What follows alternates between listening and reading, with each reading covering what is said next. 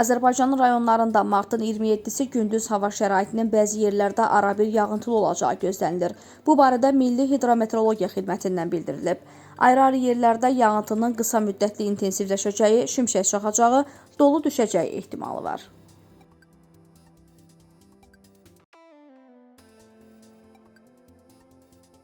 İranın Yol və Şəhərsalma naziri İran-Azərbaycan İqtisadi Əməkdaşlıq üzrə hökumətlərarası birgə komissiyanın həmsədri Fərzanə Sadiq aprelin 10-da Bakıya səfər edəcək.